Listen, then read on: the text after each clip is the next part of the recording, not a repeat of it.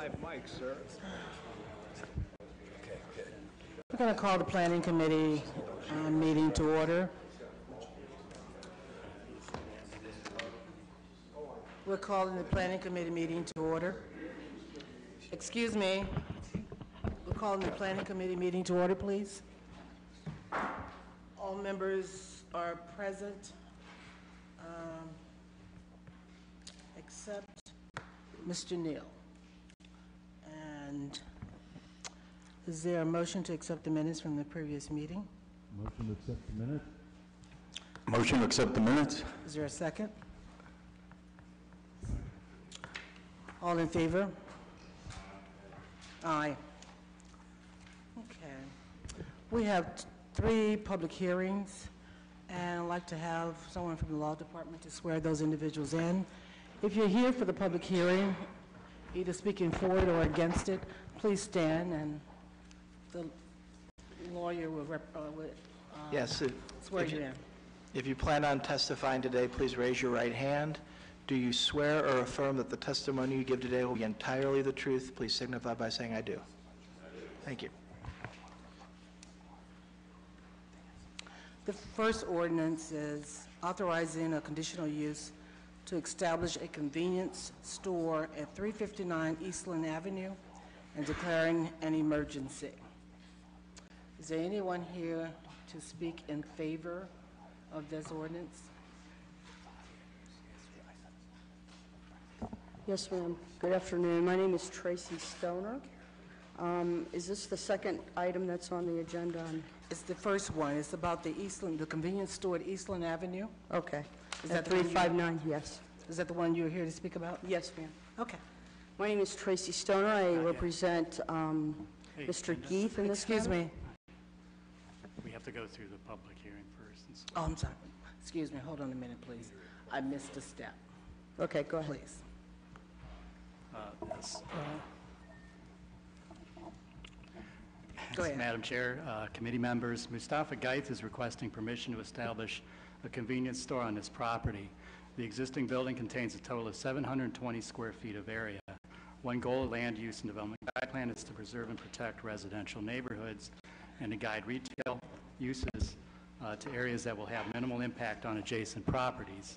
This property has not been zoned for retail uses since 1978, and all the abutting property is residential. This section of Eastland Avenue is developed with residential uses, and this proposed use is out of character and intrusive to the neighborhood. The planning staff and planning commission recommended disapproval, and city council voted disapproval in 2013 of a similar request to establish a convenience store at this location. The planning staff is still of the opinion that there are better suited areas to establish the convenience store and does not support this request. Planning commission and planning staff recommend disapproval. Now we can move forward with the, thank you, Mr. Antonucci. Now we can move forward. Thank you, ma'am. Thank you. Again, my name is Tracy Stoner. I represent Mustafa Geith, who is the current owner of 359 Eastland Avenue.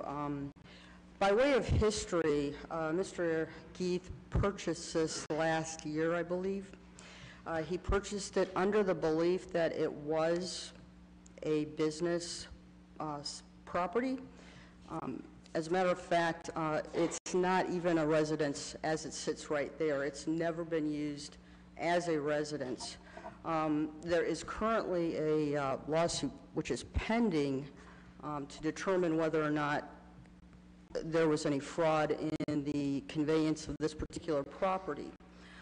What I can say is that Mr. Geith would like to open a convenience store here. He has submitted a short narrative of what he would like to do with that property. He wants me to assure you that he has listened to the concerns of the neighborhood and that he is prepared to answer those concerns, which include safety, whether or not there's going to be any trespassing. And I would also like to point out that I believe that on the table today there is a motion for you to also consider a Circle K, which is about a mile away. Under probably the same types of circumstances, only on a small scale from Mr. Geith. What I can say is that he's got a property that is zoned for, not for a convenience store, but it can be used for a personal business place. And from what I understand, the property itself is not a residence. It would have to be completely redone to even meet the qualifications for it to be a residence. It's always been used as a business enterprise. He has advised me that when he bought the place from someone who, I believe he is deceased now, but that person never told him about the troubles or the problems with this particular property, and that he was under the impression that he could establish a convenience store. And I'd be happy to answer any questions for you if you have any. Thank you very much. Is there anyone else here to speak in favor of this ordinance? Mr. Geith, do you want to come forward and talk to the board?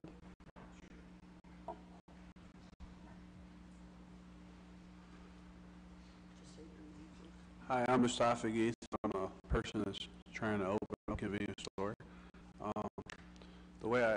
When I bought the property, they advertised it like it was commercial.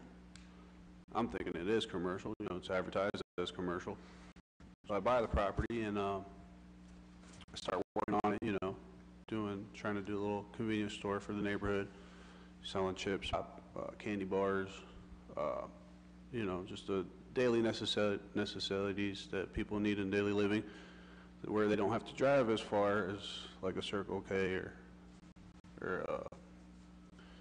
but the point is we got the property, they sold me the property, they advertised it as commercial. When I got it, I got a letter from the city saying it's not commercial, it's only residential. So therefore, if I knew that, I would have never bought the property. So now I'm here in front of you guys to try to get it as a commercial. Okay, thank you very much. Is there anyone else here to speak in favor of this ordinance? Is there anyone else here to speak against? Is there anyone here to speak against? Seeing none,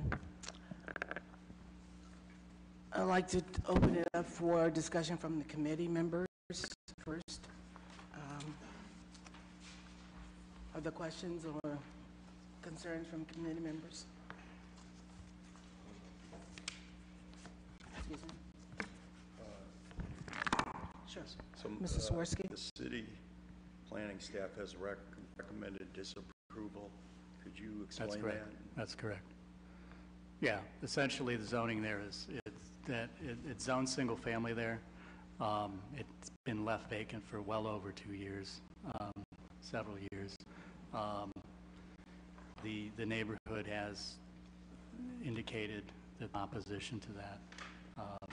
It's a very small property, very small building, and it's just not conducive for a convenience store at that location. So in that, we recommend disapproval. Is that where there's some cross streets right there? It's all residential, all It's residential. Not, what's proximity of? All single family. All single family. Yep. Other questions from other council members present? Seeing and hearing none, Mrs. Sims, Councilwoman Sims. Thank you, ma'am. What did it operate as prior to? It's been several things over the years.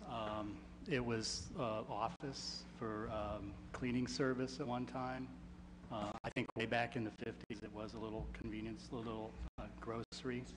But there had been some things over the years, neighborhood-oriented things.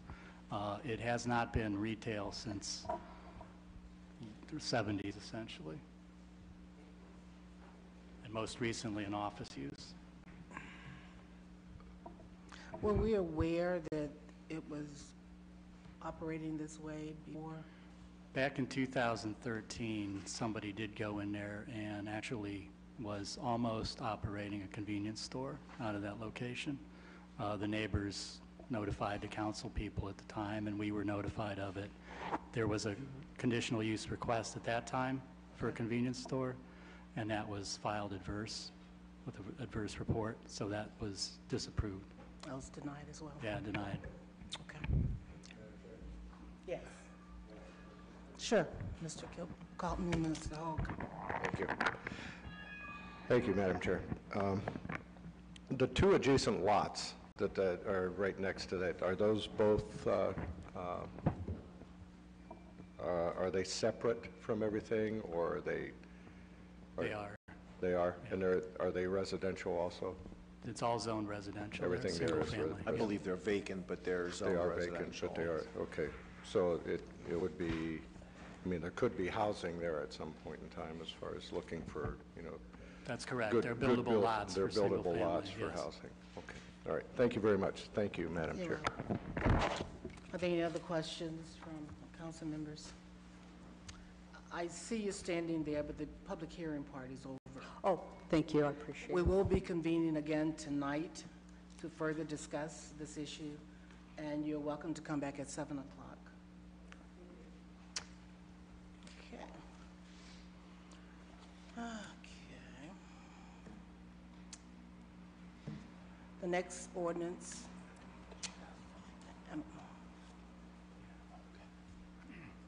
Is there anything else I think, okay. The next ordinance is ordinance authorizing a conditional use to construct a parking lot addition at 722 to 726 Sherman Street and declaring an emergency. Thank you, Madam Chair, committee members.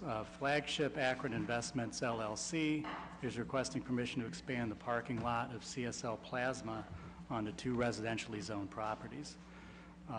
The CSL Plasma, which is to the west of the dwellings at 722 and 726 Sherman Street, is owned by the petitioner. Due to the reconfiguration of I-76 and 77, Grant Street is proposed to be widened. As such, a 5-foot strip of land owned by the petitioner would be bought by ODOT, eliminating 12 of CSL Plasma's parking spaces along Grant Street. For that reason, the petitioner intends to purchase and raise the remaining 2 dwellings along Sherman Street and construct a 16-space paved parking lot in their place. The block will now be entirely comprised by the CSL Plasma building and its parking area and eliminate the 2 outlier residences. A small detention pond will mitigate excess water runoff due to the additional asphalt. Both Planning Commission and Planning staff recommend approval subject to conditions. Is there anyone here to speak in favor of this ordinance? Will you please come to the mic? Thank you.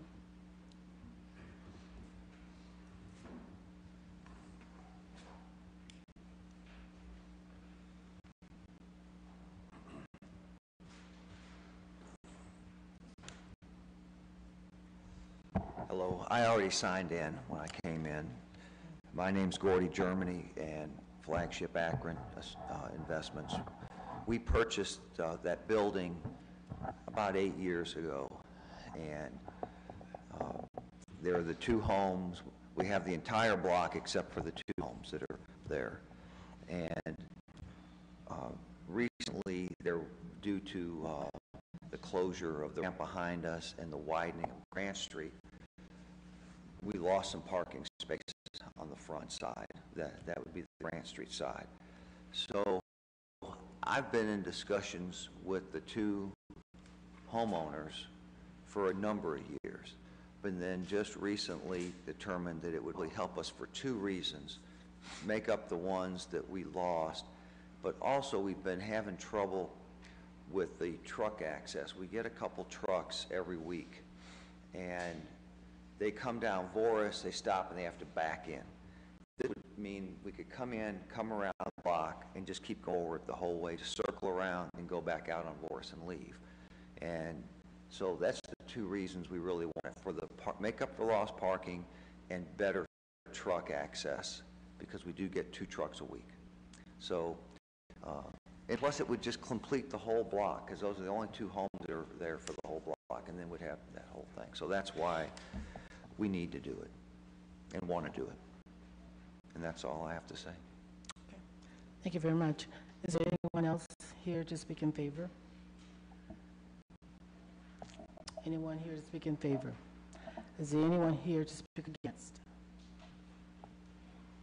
Anyone to speak against? Seeing none, are there comments or questions by the committee members? Well, I know for one that I've driven by this location for a number of years now, and it appears that the plasma facility, it takes up most of that block. It's very So- busy, and you can see, there's a lot of cars there every day. Sure. And if you're able to get those two parcels of land, you'll be able to expand. So it makes sense to me, and there's no one here to speak against, so. Yeah, I think it would be a good use for it.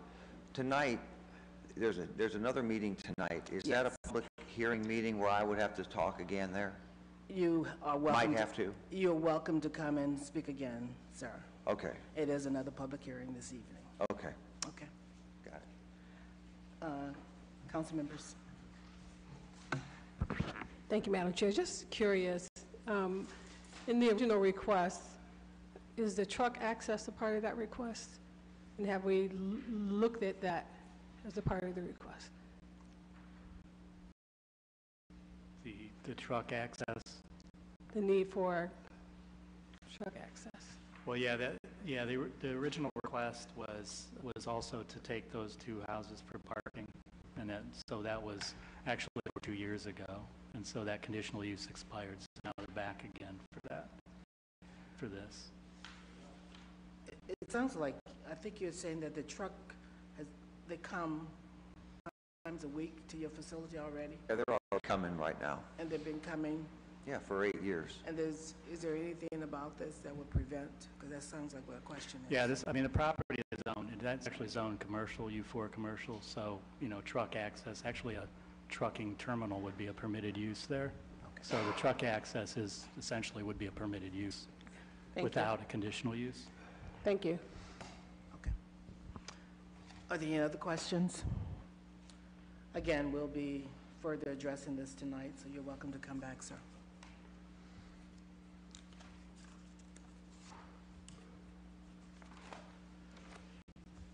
The third public hearing, ordinance authorizing a conditional use to construct a gasoline fueling station and convenience store at the southeast corner of Britton Road and Eastwood Avenue, and declaring an emergency. Thank you, Madam Chair, members of council. Max Convenience Store LLC, DBA Circle K, is seeking approval to construct a convenience store and fueling station at this location. Gasoline fueling station is not permitted within this neighborhood-oriented retail district. The existing bookstore and barber shop would be raised to clear the lot for the proposed development. 1,300 square foot convenience store situated toward the northeast corner of the property. Exterior materials would include a combination of red brick and stone masonry with anodized aluminum storefront window system. Canopy measuring 24 by 126 would shelter 10 gasoline pumps west of the store. Variations in topography across the site would necessitate retaining walls along the northwest and south sides of the property, and the building would be partially built into the hillside to the east. White vinyl fencing is proposed above the retaining walls on the north, south, and east sides. Petitioner has met with city personnel to resolve any issues. Traffic engineer is comfortable with the location of the access drives. The planned solid fencing, along with differences in elevation, would minimize any disruptions to surrounding residences. This convenience store and fuel station represents a $3 million investment in the Goodyear Heights neighborhood, and it is anticipated that it would create approximately 25 new jobs. The attractive development will add vitality to this retail intersection and provide a valuable amenity to the neighborhood. Both Planning Commission and Planning staff recommend approval subject to conditions.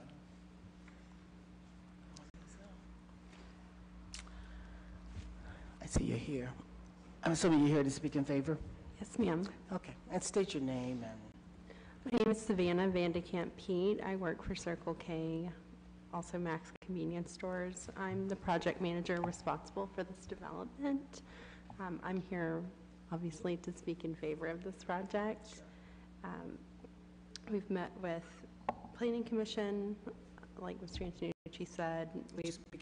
Sorry. We have met with the Planning Commission, received unanimous approval at the last meeting, and are looking for City Council's help with our conditional use permit to operate a gasoline fuel station. So if there's any questions about our project, I'm happy to answer them. I did bring printout boards with our site plan and elevations if anyone's interested. Would you like to see that? Sure.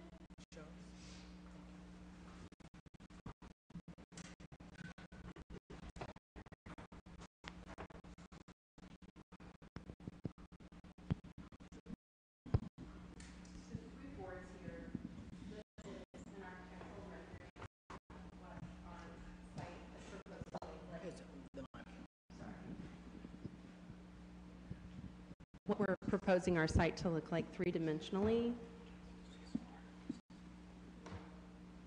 This board right here is our elevations, and it breaks down materials that we're proposing to use. This was all in our application, so it's not new information. These are just the highlights. And last but not least, this is just a larger version of our proposed site plan, if anyone's interested. So I'll leave that right here and go back to the podium where I have my notes.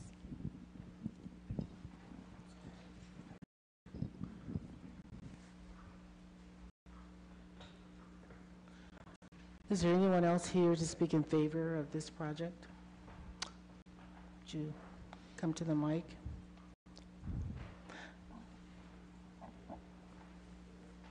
I don't know, did you sign in earlier too, sir? Did you sign in? I did. Just state your name then. Good afternoon, everyone. My name is Paul Connor. I've been a 35-year resident of Goodyear Heights, and I heard about this project, and I was very excited about it, so I've come to lend my support. First and foremost, I own a business that requires to travel regularly throughout the day, and when I come home, I like to be mission ready for the next day. And it would be very convenient for me to drive to that intersection, which I use very, very often, and be able to pick up fuel there.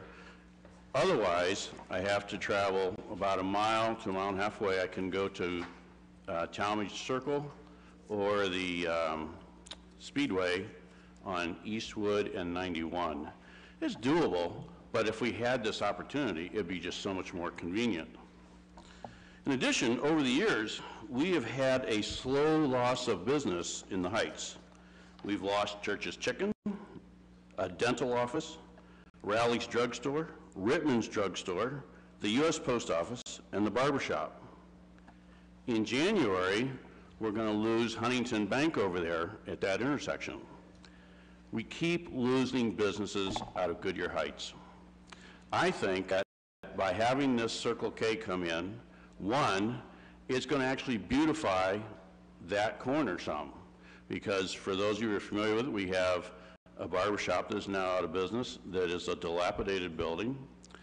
We have older looking, other than the CVS and Walgreens, we have older looking businesses surrounding that. And if we could have something that's brighter and more attractive, I think that would bring in additional homeowners that would be looking at our area as a place to settle. The other thing that, I'm sure you've done this already, I don't need to say anything about this, but I still think that there's going to be some tax dollars that will benefit the city of Akron by this store, whether it be income tax from the new employees or just sales tax on the sales. And I'd rather come to Akron rather than going to other locations. So it just seems like a win-win situation for me. So I'd like to just go down as being a supporter of this program, and I'm certainly open to any questions you might have as how it would affect me personally. Thank you very much. There You're are welcome. other hands of individuals wanting. Please go to the mic.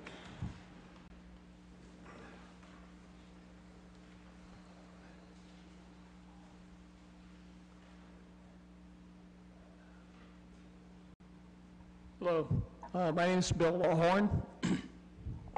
I operate the barber shop there, which, by the way, is still in operation. I've been in that building for almost 33 years, and I've made a lot of friends in the community. I converted an old Ohio gas station into a barber shop when I moved out of Midway Plaza in 1985. Dilapidated, yes, that building is. I mean, as a barber shop, that building makes a great gas station. But my one son left, went to college, got his RN. He's a hospice nurse. My daughter married a boy that he's another barber, and they have a shop in Youngstown. My youngest son moved 2 miles, 0.1 up the road and opened a barber shop, salon, and spa. And I'm very proud to say he's taken 90% of Dad's business with him. And I, 4 years ago, had my hip replaced. 2 years ago, I had part of my spine removed. I've been cutting hair for 53 years. It's no longer really feasible for one chair to support the expenses of the building with property taxes and insurance. The only reason I'm still there, State Farm said, if you go vacant, we cancel the insurance because it's going to be guaranteed they're going to steal the plumbing and the copper. And about another 6 months is the only thing I can do to keep the doors open by myself in that building. If Circle K does not come here, and the gentleman who has the bookstore, we were approached with contracts from a company called PLS Corporation, stands for Payday Loan Store. Neither one of us really entertained that because, I mean, I don't want to run into some of my friends that have cut their hair for 30 years that'll tell me, look what you did to our neighborhood. Circle K, I believe, is a good bunch of folks. I think they're going to beautify the corner. My agent tells me, you know, we've been trying to sell it for 2 years, and they're the best candidate that's come forward. If they don't buy this thing, I'm going to have to rent it out. Something's going to be in my building in 6 months, and I hope it's Circle K. That's really all I have to say. Thank you very much. There was another gentleman, please.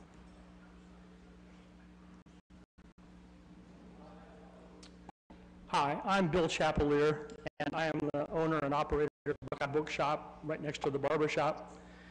We've been there since my mother put the building in early 1991, specifically for us to operate a bookshop. She passed away. I inherited the property in 2002. So we've actually been there for a little more than 27 years, selling books to good people in Goodyear Heights. I'm not going to be there another 2 years. I still have a few other things I'm going to do with my young life. In addition to the bookshop, I also, incidentally, was a librarian at East High School for 20 years with a 10-year overlap. So I have a fair appreciation for the community. And like my friend Bill, the barber, said, we don't have any interest in seeing something on that corner that will not benefit the residents of Goodyear Heights. So for a variety of reasons, I'm strongly in support of the project. I just wanted to make my presence known, and if anybody has any questions about the bookshop or the property, I'll be more than happy to answer questions. Thank you very much. Is there anyone else here to speak in favor? Please.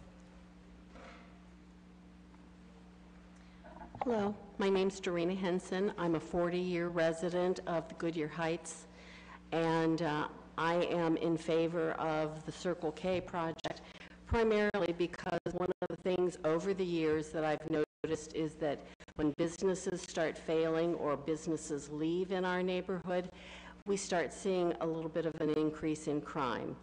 I've even witnessed drug deals going down in the parking lot right by the former post office. And we also lost PNC on the corner of Goodyear Heights there, or Goodyear Boulevard and Newton. I wasn't aware that First Merit was going out of business or going to leave there also. That's of primary concern. I think Circle K would be a nice, bright addition to that area. It would be a viable business. That's one of the things we need, something that is backed with enough money to keep it viable, keep it running, keep it clean, well-lit, well-maintained. And for this reason, I'm very much in favor. I've also talked with neighbors who are in favor of that project. We want to see something like another dollar store come into the area. Those are not well maintained. I know there are people that I've heard in opposition that are afraid that it will bring additional crime into the area. I don't see that as something that is very likely to happen. They're concerned about people coming and robbing the gas station, and then that's going to put their neighborhood in jeopardy. What you do see mostly is dollar stores being robbed a lot lately, so I don't think that's a very viable argument. However, like I said, neighbors are in favor of having the gas station nearby. As Paul Connor mentioned, I look forward to the possibility that as people are going up that main thoroughfare of Britton Road into the falls or into Talmadge, they're going to stop and buy their gas in Akron and have those tax dollars in Akron. The other thing that I've noticed, I've talked with people I volunteer with, neighbors, there are people at the Right Committee that are also in favor of this. They may not be here speaking, maybe they'll be here tonight, but there's a lot of support for this Circle K gas station. Thank you. Is anyone else here to speak in favor? Anyone to speak against? Is there anyone to speak against? Seeing none. Committee members, do you have questions, comments? Mr. Neal? Thank you, Madam Chair. Just a comment. First, I just want to commend the two gentlemen that stated that they had the opportunity to sell their business to what appeared to be a payday loan business, and they thought of the well-being of the community. I think that's highly commendable. I just wanted to make that statement. I mean, many times when you're at a point where you can possibly retire and move on to something else, folks think of their own best interest first, but I just want to say I think it's commendable that they thought about the community and just take the money and run. Thank you, Mr. Neal. Mr. Swirsky?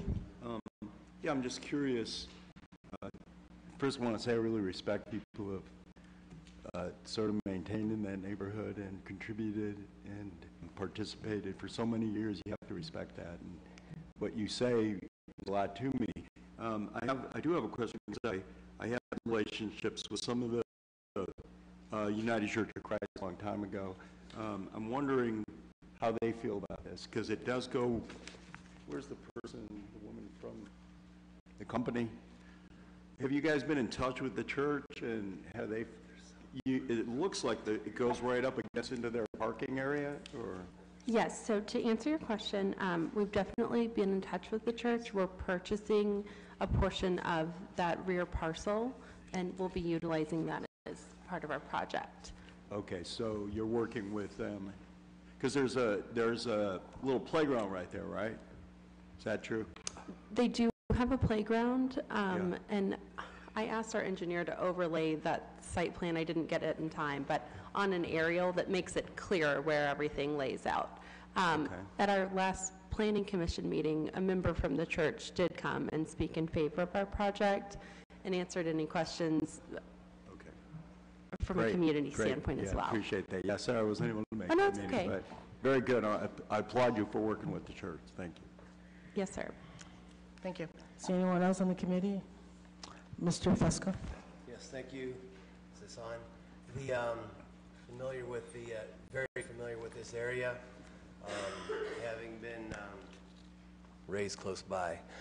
The topography, though, is The playground itself would be on top of a hill primarily, and I don't know what the distance is, but I think, and plus given the fact that there'd be some kind of buffering, I believe, Mr. Antonucci, between the playground area and the actual lot itself, I think would lend itself to being safe in terms of the children in the area. I would also add, though, having been a previous council person in the area, that in terms of Goodyear Heights and having a gas station itself within Goodyear Heights, it's been a long time coming, if you will, because we used to have plenty, like a lot of areas, but haven't had one for some time now. And so I think it would be a contributing factor to the neighborhood and help in that regard.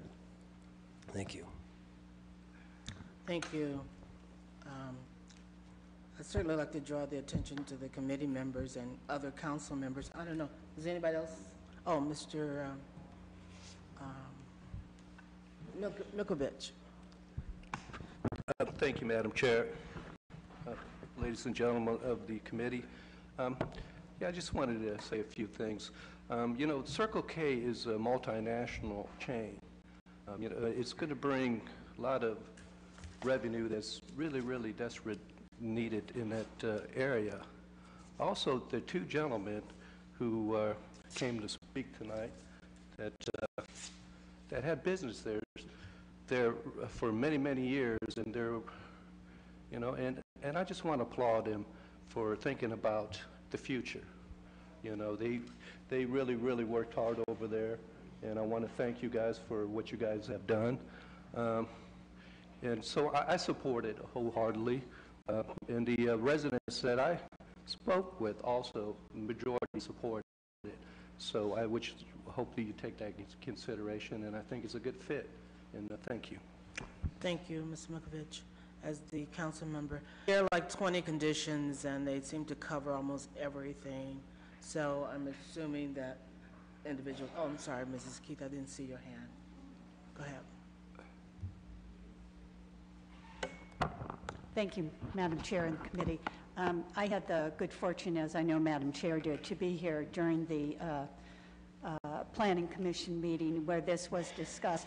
And Councilman Swirsky, a member of the church, did come, and he said his congregation was behind this. Yes. So hearing him say that... They just told me that. Yeah, yeah. But hearing him say that made me feel that he said the whole congregation was behind it. He said even though some of the neighbors were, he felt that it was good for the neighborhood. So I loved it that he was the minister there that actually was the one who presented to us.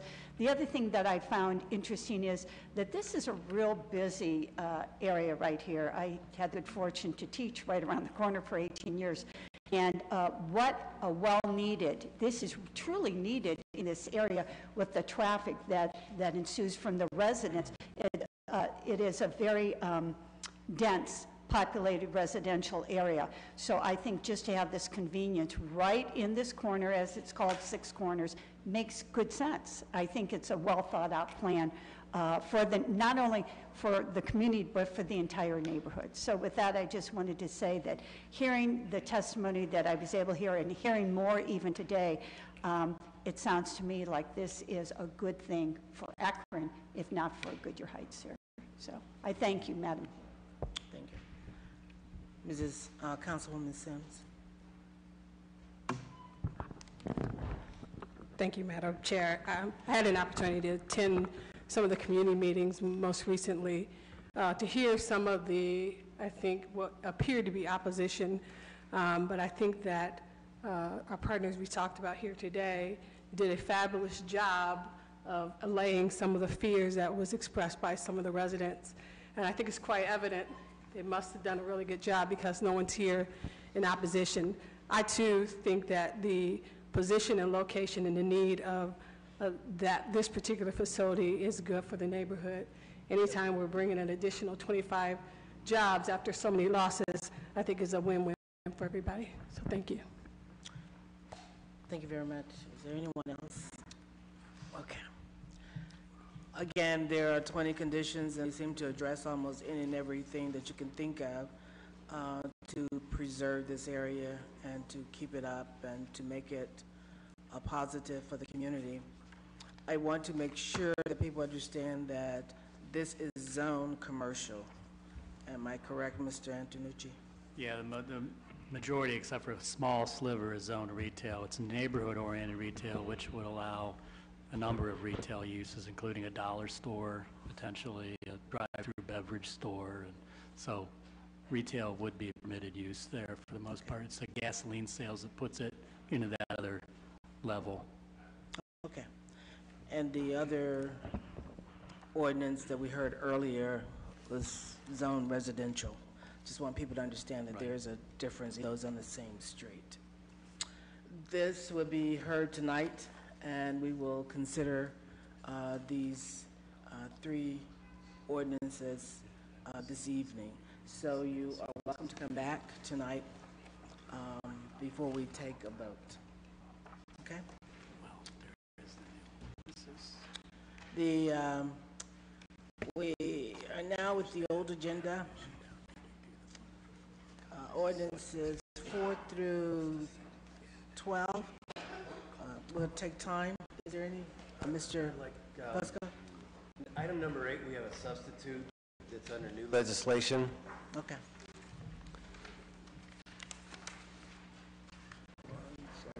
Is that correct? Is it, what number is A, I believe? Under new list? Yes. I got it. Okay. Okay, I'll read in the substitute offered as an amendment offered by Movian and Fusco, ordinance amending and or supplementing Title 15 Land Use, Chapter 153 of the Zoning Code, Section 150.140, definitions by defining supportive housing and Section 153.305F, private parking for residents occupants by revising the amount of off-street residential parking requirements and declaring an emergency. Okay. Yes, essentially what this does is that it's a substitute offered by Councilman Fusco and Councilwoman Amobian. Essentially, originally the ordinance that we were proposing from planning would allow for supportive housing, actually zero parking for supportive housing developments. It would still be, it would be one space for every unit for apartments and two-family, but zero for supportive housing. What this does, though, it amends the ordinance to say we need one parking space for every 4 units of supportive housing, which essentially will allow, it takes into account the possibility of visitors and employees and that kind of thing. So instead of going to 0, it's 1 for every 4 units. And I'll just add the administration is very supportive of this piece of legislation, that this is good for the health, the social and economic and environmental health of the city by requiring less parking for residential development. So we had originally in the OPs gone to no parking at all? For supportive housing developments, yes. And assuming just because these individuals are usually not with a lot of resources to purchase Generally a don't vehicle. have vehicles, however, that. But they do have family and friends that will visit, so this is why Correct. this is coming. Right. And we wouldn't anticipate that probably any residential development would be built with no parking, but it would just be, we wouldn't require, and so this change is to require 0.25 spaces per unit for supportive housing. Okay. Are there questions or, Mrs. Councilwoman Sims? Go ahead, I yield to you. So I mentioned this earlier, just was, I'm sorry, let's do this first, I guess as we should do it. Is there a motion to accept this, and then we'll have discussion after we do the motion in a second? Is there a motion to accept this? Accept what? To accept the substitute. Oh, okay. Is there a motion?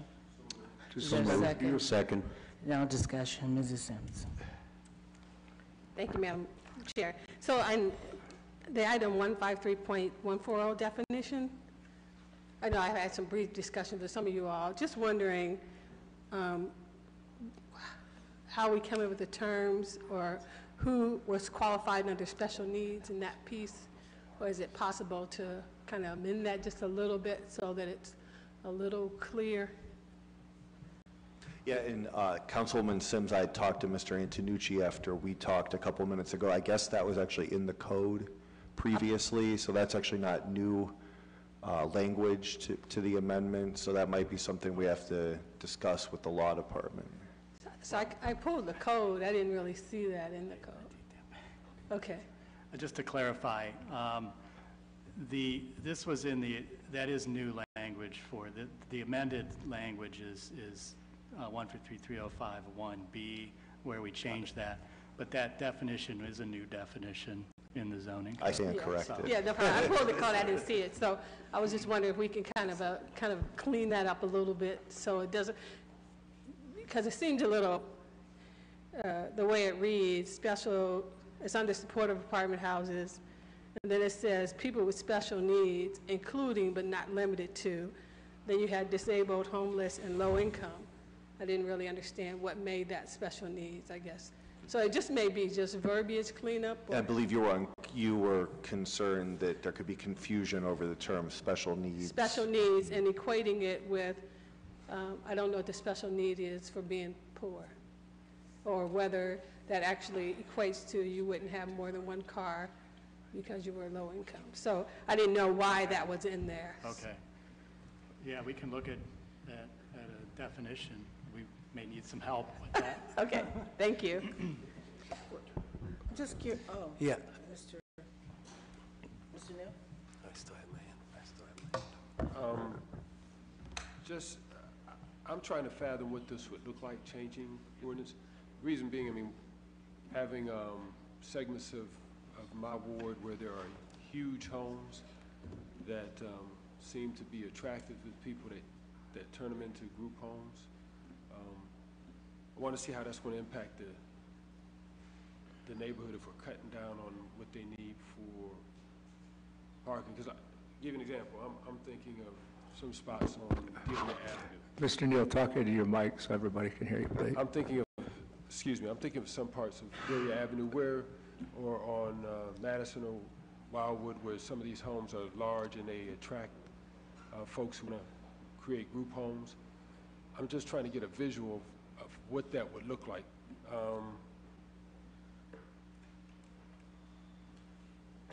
Basically, are we saying it's not going to create an opportunity for any more cars? It reduces the requirement, is what we're saying. So I see here not to exceed 5. That's in the present code, and that's going to stay. That's right. Okay. So for instance, a single-family house that may be used as a group home situation where you have 5 unrelated living in that house, it's still a single-family house, so we say one space for that house. And most of the homes that are already built will have at least one parking space. So that's pretty much already built out, you know. Okay. And really, the change is more geared toward the multifamily housing. Right. So right now, the code requires 1.5 spaces per unit. This reduces it to 1 space per unit. We don't want to make people build more parking than they need to. It causes more stormwater runoff. It uses more land. It increases the cost of the project. What prompted the permanent supportive change is if you go to Mr. Tober's Stony Point Phase 1, there are about 2 cars in that parking lot every day, and it's a huge parking lot. So for the future, we want to reduce what and the reason he built that is we required him to build that many spaces. Okay, thank you. Thank you, Madam Chair. Mr. Plesko? Yes, thank you, Mr. Mobian. Yeah, I would recommend, if we can, to take time as one of the folks who worked with the planning department on this particular item, just as we take time, so we can clean up with all respect to Ms. Sims' comments in terms of the language. Let's work with the law department in terms of the language itself. But initially, as stated, there was no parking spots you have to have some. I mean, obviously, you have to have some, at least for people who, administrators, visitors, et cetera. But I do applaud the efforts of the department in terms of, we have to continuously be reviewing our code in terms of what the market conditions, market demand, so on and so forth. And I think this is a very positive step forward in terms of, trying to work with developers, trying to seek ways in which we can better utilize our code in terms of spurring development and so on and so forth. So with that, I'll just request time. That's a motion. Sure, we have to pull the other. Are there any other questions or comments?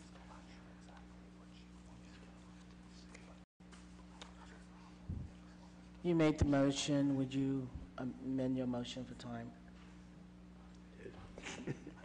Whoever made the motion. Who made the motion? Did you? You made the motion for time. We just need a second. No. It was a motion made earlier. Did you record that? Mr. Clerk? We record everything. Okay. Whoever made the motion, you will amend your motion for time. Madam Chair, I'd like to amend motion for time, please. Would you like to second it? I'll second that. Okay.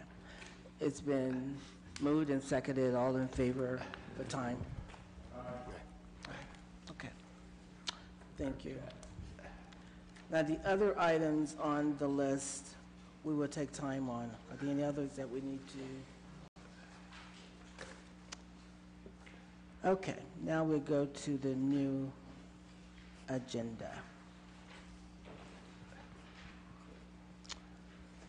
Item 4, ordinance authorizing the mayor or his designee without the formality of publicly advertising for bids to enter into a contract or contracts to purchase the property located at 201 South Main Street, Akron, Ohio 44308, known as the Carlton Building from JMS Place Limited, and then immediately sell it to Pritt Properties, LLC, allowing Pritt to carry out the downtown renewal plan as set forth in ordinance number 255-2014, and declaring an emergency.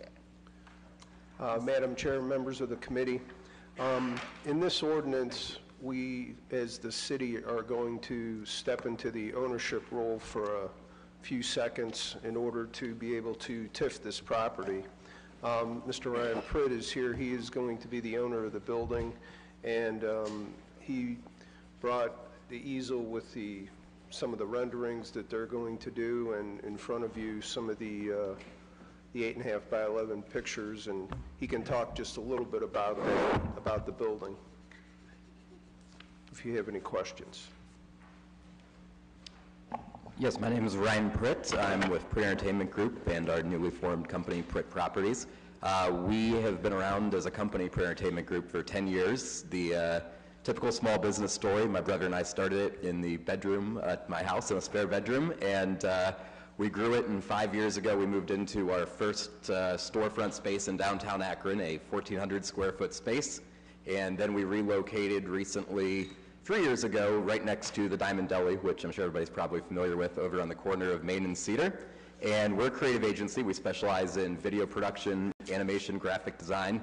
We've been downtown, like I said, for 5 years, and we've been working with shorter leases, like a lot of small businesses do, that are dipping their toes into the water. And as we've grown and continue to grow and work with clients all across the country now, we really want to put our roots here in Akron, and we've been looking for a space to call a more permanent home for our company. So we've been searching for a while. We've looked a lot of different places, and we were able to find the Carlton Building at 201 South Main Street, which is right in the heart of downtown, right across from Lock 3, near the new Bowery redevelopment. And a lot of people know it as the Carlton Building because way back in the day it was home to Carlton's Clothes, which was a really nice clothing store downtown, and a place where a lot of the executives downtown shop for suits and top hats and stuff like that. And it's been a couple things since then. It was Carlton Clothes for the longest time. It's been vacant, however, for over a decade. You can see in the pictures and the handout on page 2 some of the interior shots. It is in the rawest of raw states. It needs HVAC, it needs electrical, it needs plumbing. It needs a lot of things to bring it back up to speed, but with our company looking for a more permanent home, we saw that space become available, and we would like to locate our offices on the second floor and build it out for our company to continue to grow and stay here in downtown Akron, and then utilize that first floor space along in conjunction with the downtown plan to find a tenant to utilize that first floor space that'll hopefully, be an asset to the community, especially there in that area right in the heart of downtown. I myself personally was on the downtown steering committee that helped put that plan together, so it's something that's important to me and something that's important to our company. So we're really excited about the idea of being able to really put our roots down here and be a part of this project and save a building that, again, has been vacant for over a decade, and the last time actually that it even was in utilization was in the early 2000s, and it was an adult video store back then. So, for us, this is a chance not only to make our mark on the city and keep our company here and keep our employees here, but also to take a building that really inside, despite the newer facade it has on it, is very blighted, and be able to turn it into a great place for our company to grow. And I'm happy to answer any questions you guys have. Thank you very much. Now, I know where Diamond Deli is, and I passed by your place. How big is your place there? Our current place is 3,600 square feet, so we have all 3 floors of that building. It's 1,200 feet per floor. And you plan to move that business? Correct, yeah. So this, the Carlton building, we would occupy the second floor. Okay. And, we're not a public-facing place where we get walk-in business, so, for us, the first floor isn't really it's not the best utilization of the building. For us, we'll take up all 4,200 square feet on the second floor. There's a nice little mezzanine. It's about 1,200 square feet. And for us, being a video production company, we have lots of camera equipment and gear and stuff like that that takes up a lot of space. So for us, having that nice isolated area to store the gear, and the Maiden Lane alley runs right behind it with a garage access, so we'd be able to load our production van right there. So for us, it was really the perfect spot for our business to be located. And this is next door to the Peanut Shop, right? Correct, yeah, it's right between the Peanut Shop and the U.S. Bank building. Okay. Kind of. Are you planning to increase your staffing, or?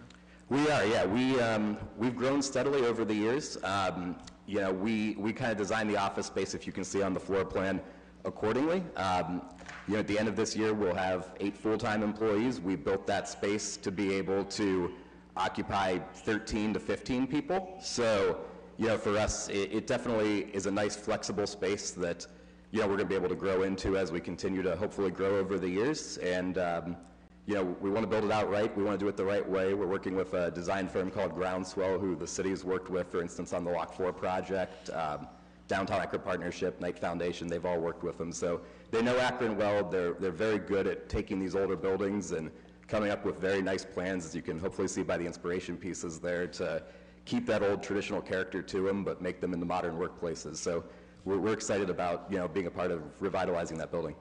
Sure. Thank you very much. Are there other questions? Councilwoman Sims? This may be just a curious question. So initially, when the piece came before the Planning Commission, they were going to buy the building outright, I thought. Yes. So when we stepped in, how does the TIF work? Well, in order to get, it's a certain legislative TIF by the state. It's called a .41 TIF. And in order to help the project more, the city has to be the owner at one time in the project. So that window of time applies, okay. Yes, even if it's 2 seconds, as long as we step in to be the owner, which is all we're doing. We're coming in and we're coming right back out of the title. Thank you. And what is your pleasure? Consent would be fine. Thank you. Motion for consent? Okay. All in favor? Thank you. Opposed? Thank you very much. Motion for consent. Thank you.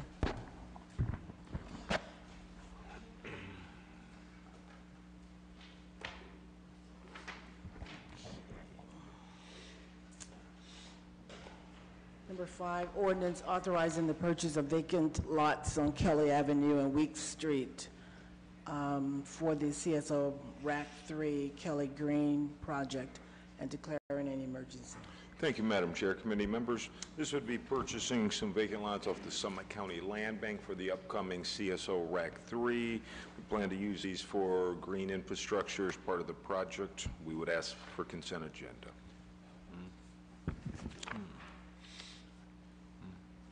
comments, questions? Your pleasure. Consent, please. Second? Second. It's been moved and seconded. All in favor? Thank Aye. you. Okay. Thank you very much. Number 6, ordinance approving the sale of city-owned property located at 146 South High Street, Akron, Ohio 44308, determining said property is not needed for public use and declaring an emergency. Thank you, Madam Chair, members of the committee. We are incredibly excited to bring forth for you today for your review and approval the purchase agreement between the City of Akron and Weston Development to redevelop, well, first sell, but then redevelop the City Center building into mixed-use residential. City Center building, as you know, is the old YWCA that sits right across the street, across Bowery Street from City Hall. We have had, over the last several decades, city offices in that building. As we have contracted in terms of the amount of employees we have at the city, we have not necessarily done similar steps, or taken similar steps rather, in terms of contracting our space, our physical footprint. This does that while preserving a historic structure downtown and turning it into mixed-use residential. So what we did was we went through a formal RFP process that was public. We were delighted to have an incredible response from Weston, which is a development team based in Cleveland, but working in multiple states with a track record of getting very difficult projects in urban centers done, which we found very attractive. The purchase price you see in the piece of legislation comes directly from a fair market appraisal that was done as part of the RFP process, which the Weston Group has agreed to pay. And a little bit of the elements of the redevelopment project itself. Under the purchase agreement, Weston and their team have essentially a year to seek state and federal historic tax credits, which will be a particularly important piece of the capital stack, as well as conventional lending. They have the option of purchasing 2 additional years of due diligence period based upon payments that are dictated in this agreement. All of those prepayments, including the earnest payment as soon as this document is signed, all goes toward the purchase price at the end of the day. So essentially, we look forward to working with Weston. Hopefully, it'll only take a year, but certainly over the next year to 3 years to put together the capital stack necessary for them to do the residential redevelopment. There will be 20,000 square feet of office still left in the building in their current design. We, in order to also boost the project, we, the city, have committed in the purchase agreement to lease that 20,000 square feet. And the terms which are outlined in the purchase agreement are very favorable, and I dare say at or below market rate. So the Weston Development Group is really giving the city a good deal. There will be 3,000 square feet of amenities for the tenants themselves, and then 60 units of market rate residential in the building. We will retain ownership of the parking deck that's attached to the city center, but however, we've worked out an agreement with Weston to where they will be leasing spaces from the city in order to, for their tenants in the building. And so with that, I would like to invite Kurt from Weston, who's here to give a little bit of their perspective of the project, and of course, we're here to answer questions. Kurt. Well, thank you.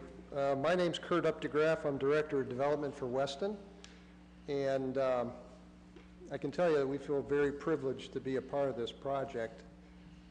It's indeed exciting because this building is a National Register building. We see the city is very actively engaged in some downtown improvements that will enhance this building and, in fact, life in downtown Akron. The building is connected to a parking garage. It's connected to the City Hall, which isn't in and of itself, I guess, a big sales point for our residents, but it does connect by the overhead bridge system to other buildings in downtown Akron. So it really is a pretty fabulous project to be involved with. There'll be 60 or so units. We are working with a preeminent historic preservation architect, Sandvik and Associates. They're already laying the groundwork to obtain the state and federal tax credits. There's quite a bit of other financing that needs to be pulled together, and the city's working with us, so we're partnering on that. I guess I'll open it up to questions. Mr. Swirsky? The figure of 60 residential units has been used. What price range are we talking about? Well, we'll who are you trying to track? Yeah, we'll determine that when we have, get our market study completed. So I can't really give you that right now. They're market rate apartments, that's the plan though, if that's what your concern is. And the square footage you're thinking is what per unit? Of each unit? These are probably 600 to 1,000, give or take. We are still working with Sandvik on the layouts for the apartment units on each floor to try to make everything fit. Floors aren't perfectly square, so there's some angles and things that have to be worked out, so. Are there other questions by committee members, council members?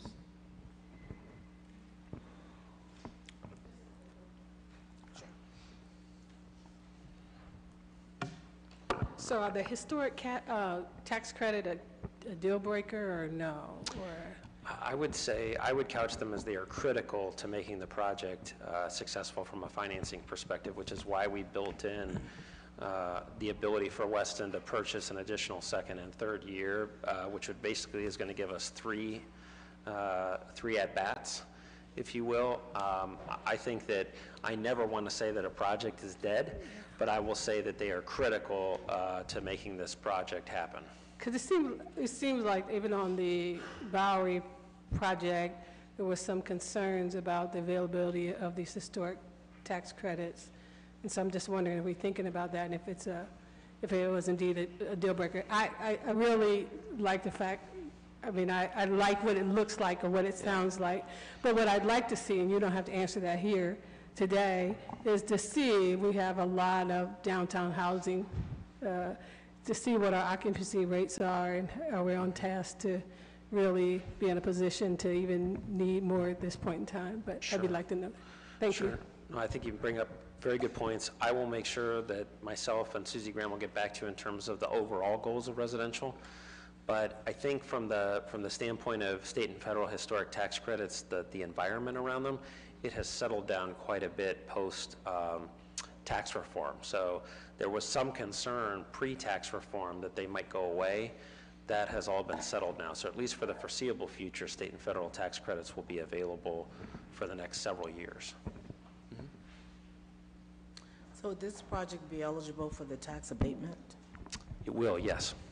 And I will say that, I don't want to take Kurt's words, but I think when we went through the process with the RFP and then ultimately determining that Weston was the right fit for this project, I'm not sure the project goes without the 15-year residential tax abatement.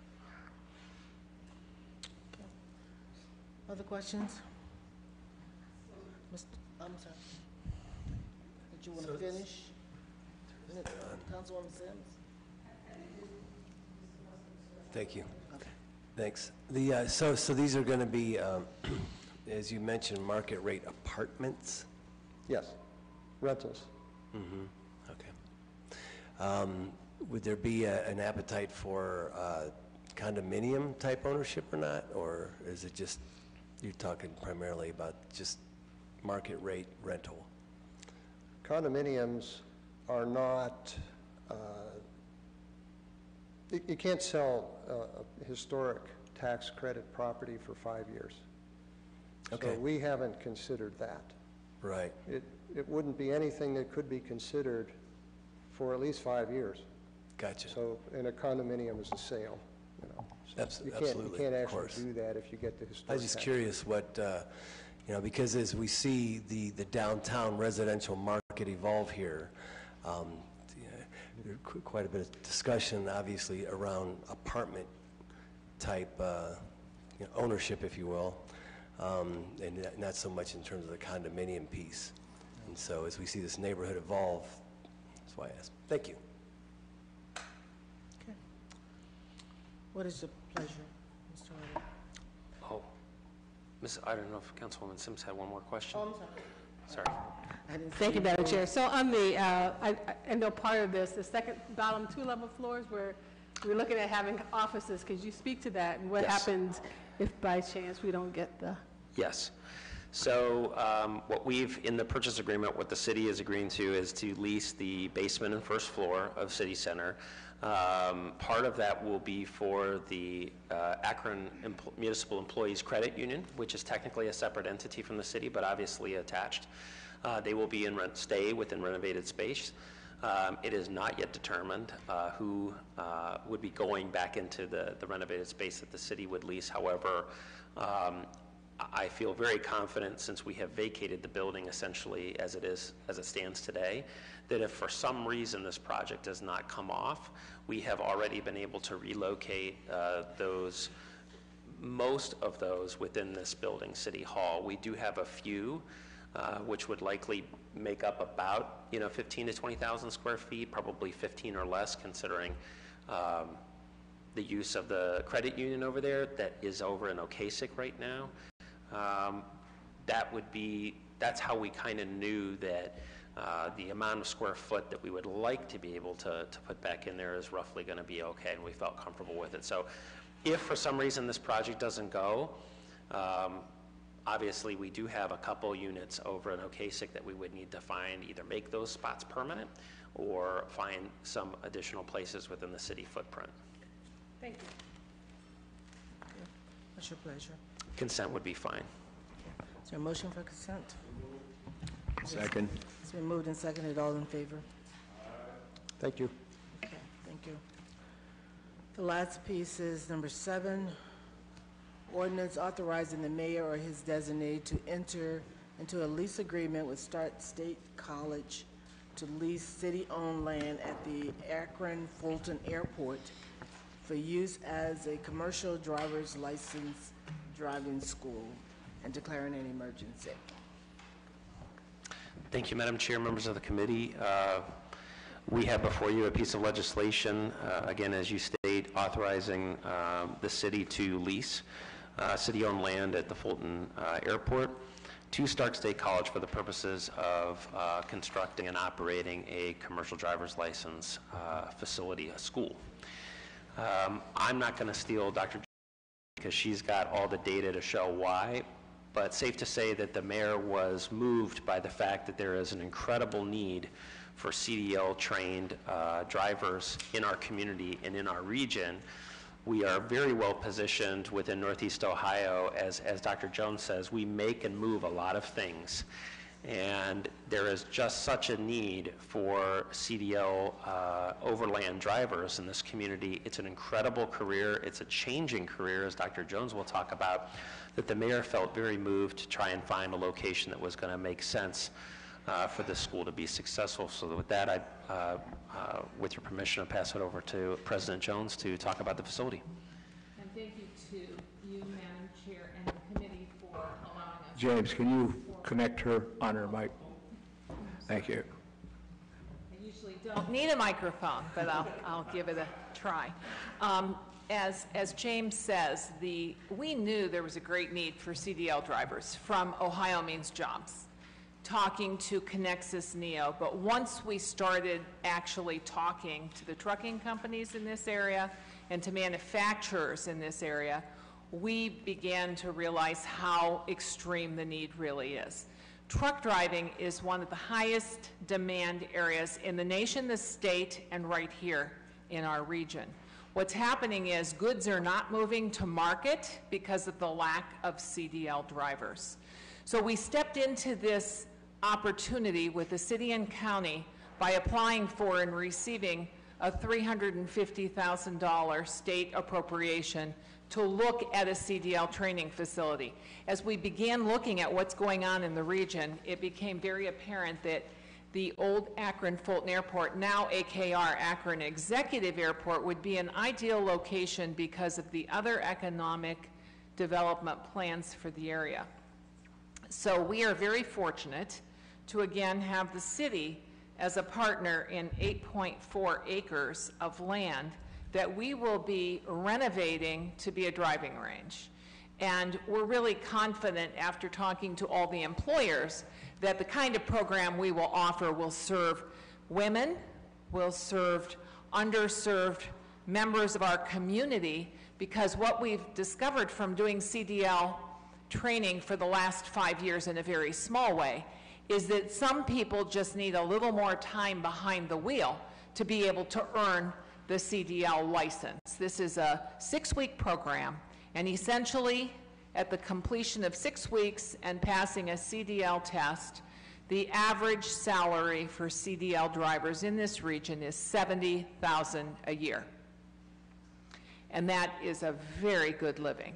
So again, the jobs are there. We have a great plan for a program to serve students from a variety of backgrounds, including students who might need a little more time behind the wheel. We have the dollars for the project, not just from the state, but the college has committed dollars, and we have some foundations who stepped up. Our challenge right now, and it's a real challenge, so I'm appealing to the planning committee, and I'll appeal to the council tonight, we need to get the project moving. So we are asking for an emergency approval of our lease with the city. We'll be leasing 8.4 acres for $21,000 a year. That's the fair market value. That lease and our application then have to go to the FAA, the Federal Aviation Administration, for further processing. We've been advised by all of the people in the community who are very knowledgeable that we need to get this application in before the end of this year, because the first 6 months of the year, the FAA is very busy awarding grants, and all the knowledgeable experts have told us if we don't get our application in, it will sit for 6 months next year before they can even get to it, which would be dramatically disadvantageous to the companies counting on us to get this started as soon as possible. So we're here to ask for emergency approval of this lease agreement. Thank you for the opportunity.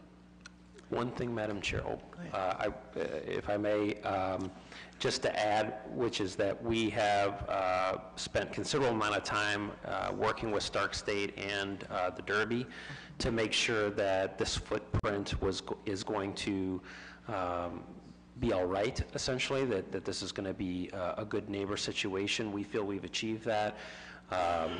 And this site in particular, when you think about what that course entails, it's close proximity to 224, it's close proximity to 77, 76, to be able to very easily, without going through a residential neighborhood, pop out and do your on-the-road training is really ideal. And it's not like we have a ton of land, 8.4 acres to be exact, in the city. So we really felt like, once again, we've struck a good balance between what is clearly an identified need in the community versus what we can provide from the city to help it get going. With that, we'd be happy to answer any questions or concerns. Thank you very much for coming. I spent some time talking with Mr. Mulling. He's raving about all the success you're having at Stark State and that you've gone beyond your enrollment projections. So that is very good to hear. Let me ask the question. You said you will get $350,000 from the state. Would this help with tuition, or? So great, that's a great question. It is totally for the physical building, or for the physical, it's no building. It's actually mostly a driving range. Mm-hmm. So that's to help us with the site work for the driving range. But the good thing I can announce is that there is a lot of state legislation right now. In fact, June 30, the state passed a bill to allow both loans and grants for individuals to go into this CDL field, because it is expensive. It's about $6,000, $5,600, to go through a 6-week program. There are state resources available. What we're trying to do is create what we call a tuition pool. So as we've been meeting with employers, we've asked if they would be willing, as they hire drivers from our CDL training facility, would they be willing to replace the dollars, because they're all offering signing bonuses, they're paying tuition, would they then pay those dollars into a tuition pool so that we could have an ongoing stream of revenue to help people go through the program? So we're looking for ways to provide the dollars, not just the training, but the funding to do the training. Thank you very much. Are there other questions? Mr. Neal? Not so much a question, but a comment. Well, yeah, a question. It'd be nice to follow this and see how it develops. I know for the city, in our proposal for that airport, what we put in, there were some DBE requirements that we had to meet for some of the funding and things that we've got for that. In light of, you know, the report that's come out and whatnot, one of the things I'd like to see as we go into this project is that we're intentional, especially since the city is involved with this, that we make sure that we engage that portion of our community that has been locked out of some of the development that's taken place throughout other projects, and make sure that they play an important role in this piece, please. If we can be intentional about that. Thank you. We will be intentional about that. Thank you. Thank you very much. Thank you, Madam Chair. You're welcome. Mr. Swirsky? Yeah, I just love this. You kind of take the guesswork out of what training or education should you go for. You've already talked to the employers. You kind of lined up the career path, and now you're getting even funding for it. I just love you're just on point, and I guess I would say to you, keep on trucking. Thank you, Councilman Swirsky. Are there any other comments, questions? Councilwoman Sims? It's okay. I didn't. It is hard to see all these hands. I didn't see your hand, I'm sorry. It's all right, it's all good, it's all good. So needless to say, that I'm pretty excited about this. I had the opportunity to work both with the city, and normally we were sending our people up to Lake Milton at TDDS. And so to see us on this, finally, I thought we were actually going to Brown and Graves, so I think that the airport is probably a better match according to Jason. So I'm glad about that. I just wanted to add my name to the legislation if I could. Thank you.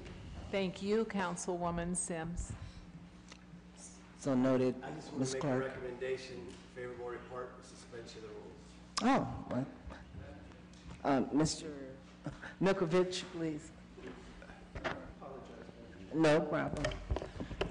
Thank you, Madam Chair. Dr. Jones, I also want to thank you and Stark State for doing this. Right up the hill, a few years back, there's a trucking company called JR Rail. Jeremy Rail, he's no longer with us.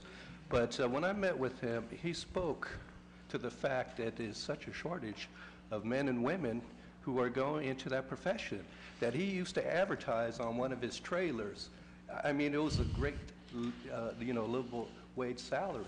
So if we can get that out to the younger folks and also the older folks out there, that it is a great career. And these trucks, these modern trucks, he was switching over to natural gas, a lot of his trucks. And these modern trucks are now so high tech, and it's not like driving an old truck where you get bounced around all the time. So it is a great career, and I want to thank you and Stark State for all you're doing over there. Thank you. Thank you, Councilman Milkovich. And J-Rail is one of the companies partnering with us, I'm happy to say. And one other thing that I was just, I'd be remiss if I didn't say, most of my dad's side of the family, when I grew up, were truckers. And they were, away from the house for a long time, sometimes 5-6 days a week. All of that has changed. To the councilman's point, this is a career path that really, when you look at Akron Public Schools, College of Career Academies and other things, there's so many linkages because now you can do local routes, you can be home most days of the week. It really is, the industry is changing in response to the shortage, and I think it's to the benefit of those that are looking for high wage, high opportunity careers. And I need to state that I think this is part of the land that was discussed during the Blue Ribbon Task Force to look at trying to find ways to generate revenue and opportunities. So this covers both. With that said, is there a motion with suspension of the rules? please? Motion for suspension. Okay, is there a move seconded? All in favor? Aye. Aye. And I think we are adjourned, is that correct? Thank you very much. Thank you very much.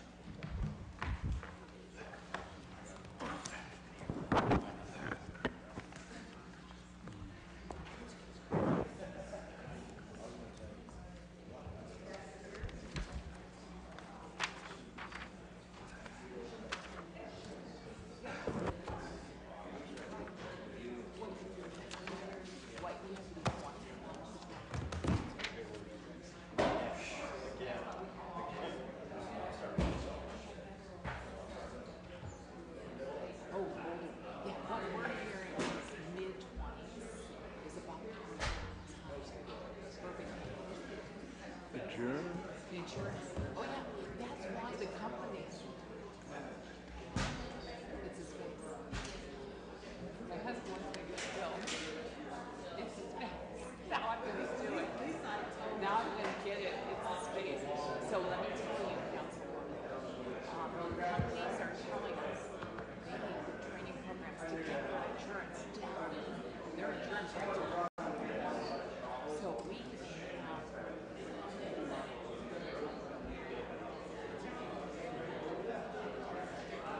Is that right? Two. How you doing? Good. Everything go good?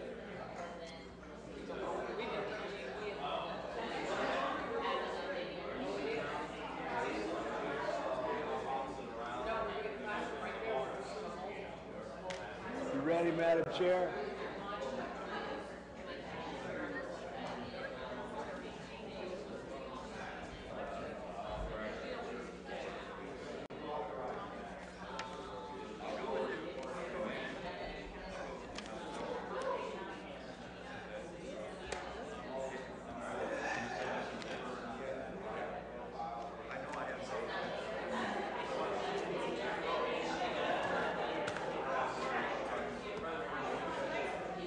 Okay, Bill.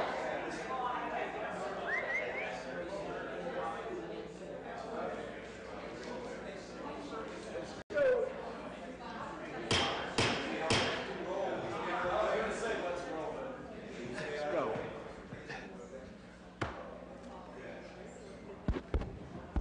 Okay, now we have the Service Committee. So members of the Service Committee, please step over to this side of the room.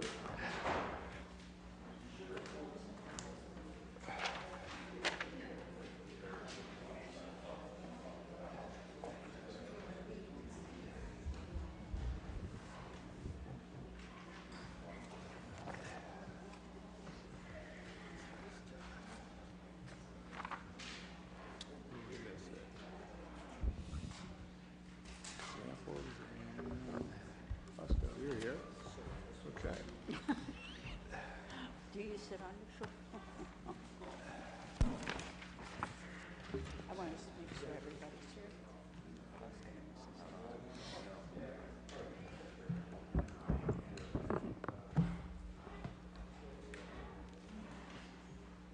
I'm waiting for Jeff.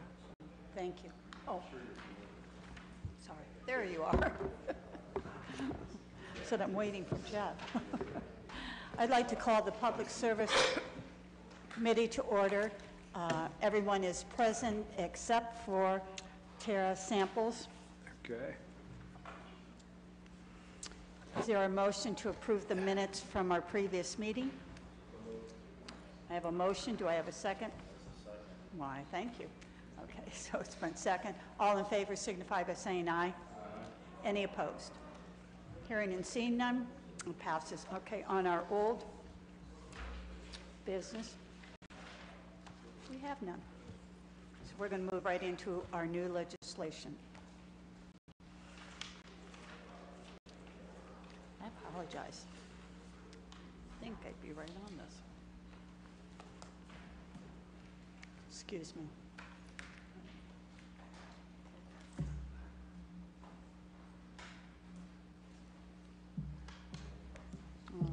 It's going to take me a second. Blink down on me. It might be still there. On our new legislation, we have before us an ordinance authorizing the Director of Public Service or his designee, without the formality of publicly advertising for bids, to enter into a contract or contracts with Best Equipment Company for the purchase of 2 used rear-loading Packer trucks and declaring an emergency. Mr. Ludell? Thank you, Madam Chairman, members of the committee. Yes, our motor equipment personnel, mechanics, went and looked at 2 used Packers, and they are in very good condition. And this is exactly what we did last year when we purchased a used Packer for the street cleaning division. So we purchased a Mack last year, which is operating still very good.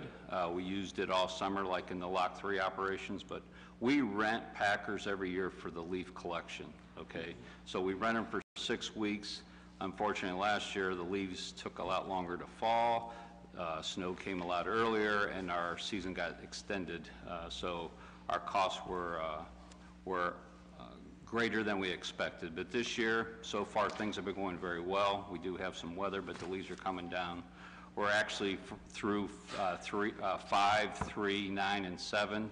We're in Ward 6 right now, so we're on schedule. We did delay it a week.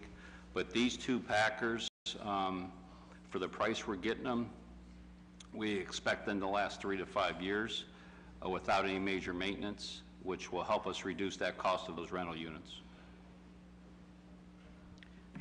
Mr. Ludell, how many do we rent? I see that we want to buy 2, but how many are we renting now? We've been renting 4 a year for right around $50,000 a year. So they're $12,000. They're $12,000. They're about $2,000 a week is what we pay. So. Is that $50,000 per each one? No, that's for all. For the total of them. It's about $12,000 per truck for the season. And I had another question, but would it make sense that eventually we will own more of these, or do you think we'll always be in the process of? Well, we do own, we have that used, and we have other, but they're about $200,000 each to purchase them. So for a 6-week operation, we feel this is a better avenue to go, is to buy these used units. How quickly could we get these used units? Well, we can get, they're ready to go as soon as we get through. They just came available. Obviously, last year we bought the other one in October, and we've been asking them to keep an eye out for us, and these were trade-ins. So we went through them, we looked at them, they went through them. So as soon as we can get through legislation and go to Border Control, then we could pick them up, if approved. Okay. Are there any questions from the committee? No? Any questions from members of council? Please, Councilwoman. Thank you, Madam Chair. What's the typical lifespan of a new one? A new one? Well, these are comparable to the ones in what we have in sanitation. So these have, the one has 1,300 hours and the other one I think has 9,000 hours. So somewhere around 25 to 30,000 hours on a truck. If the maintenance. Recently we got, I've been kind of playing phone tag with Mr. Hall. The constituents sent in an inquiry about leaf pickup using brown paper bags as a biodegradable collection agent. Do we foresee being able to do anything like that in the future so we wouldn't need? We have looked at that in the past, and we've put together a report. We'll get back to you probably within about a week. Okay, thank you. Any other members of council? Seeing none, what is your pleasure? I can say it for you. Suspension of the rules with a favorable report, I would imagine. We'd appreciate that. Okay. So I would imagine that would be my motion, so I'll make it. Is there a second? And I have a second. All in favor signify by saying aye. Aye. Any opposed? Hearing and seeing none, call them up and tell them we want them. Thank you. Okay. Is there anything else to come before this committee? Seeing and hearing none, we are adjourned from this committee, but I'm sure we're going into another one right away. Public safety. All right, thank you. I'm going to go ahead and move forward and call a public safety meeting to order, please. Can I get approval of the previous held meeting we had, the minutes, please? So moved. All in favor? Aye. All right, everybody's in attendance.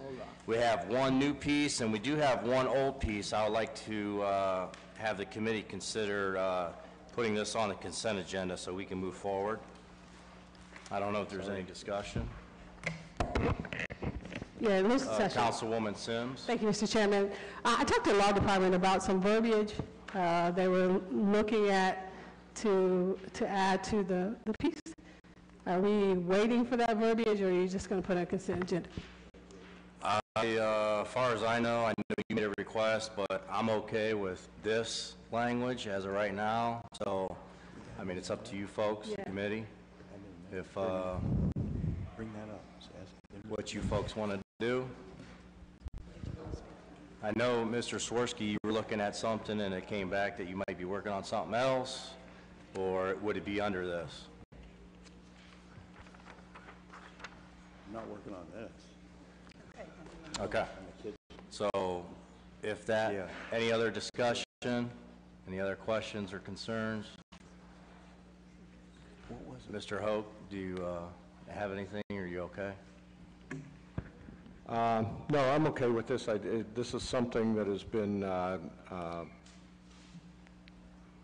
happening in and around the city, and I know that in my ward I've addressed it numerous times about large vehicles and parking and bringing commercial and large vehicles into the neighborhoods, and the neighbors don't appreciate them and don't want them there. So I'd like to move on with this, and there hasn't been any discussion or questions or anything, for a few weeks. So I'd like to make a motion for consent. Okay. We have a motion. Anybody second? Mr. Chairman? Second. We have a motion and a second. Go ahead. I'll call on you, Mrs. Sims. Thank you, Mr. Chairman. I think there's been ongoing discussion. I've been meeting with the law department. I also met with Mike Antonucci, had some concerns about how we were going to grandfather, if in fact we're going to grandfather folks in who have these vehicles on their space and had them there for long periods of time and is a part of their business. And Mr. Antonucci is looking at finding the updated list of grandfathered in individuals, and there was other verbiage.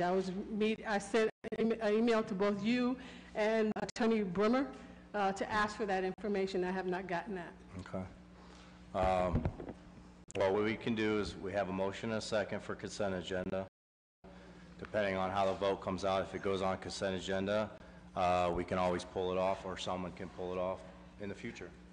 So with that motion for consent and a second, all in favor for consent? Aye. Aye. Anybody opposed? Opposed. Okay. All right, roll call, Mr. Clerk. Okay.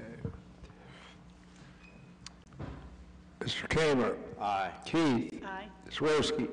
No. Sims. Hoke. It passes 3-2.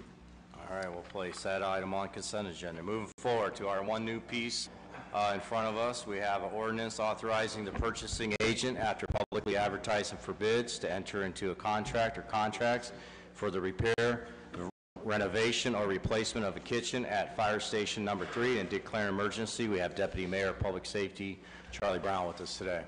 Thanks. I think it's not 3, it's 7. Just a correction, it's actually Station 7. Oh. If I heard, maybe you said 7, I heard 3, but that's okay. Just to make sure we're on the same page. Okay, I might have said 3, but 7, Station 7 You for may the have said record. 7, too. Okay, Chief O'Neill's here to talk about the replacement. Thank you, Mr. Chairman. So this is part of a yearly project that we started 2 years ago to remodel the kitchens in some of the stations around the city. Some of them are in pretty bad shape. It's the central meeting point of the stations where we do all of our training. Station 7's was particularly bad because we had a termite infestation there. I think it was because of moisture behind the sink that we had this outbreak. So we identified that as the station now needing the remodel the most. So that's where we're at on this. All right, thank you, Chief. Any questions, comments from committee members? Councilwoman Sims. I was actually happy to see the remodel. I too agree that it's the central location where everything really happens in a firehouse. So I'm glad to see that we're going to be able to do this for Station 7. Thank you. Thank you. Thank you, Councilwoman. Any other questions, comments, committee members, council members? All right, with that, what's your pleasure?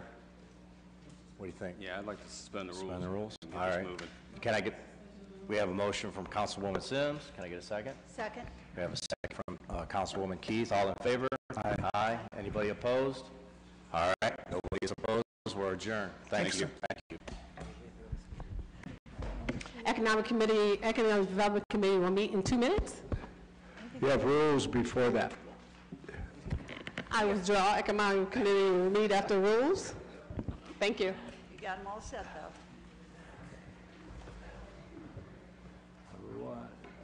Do we have everybody here for rules?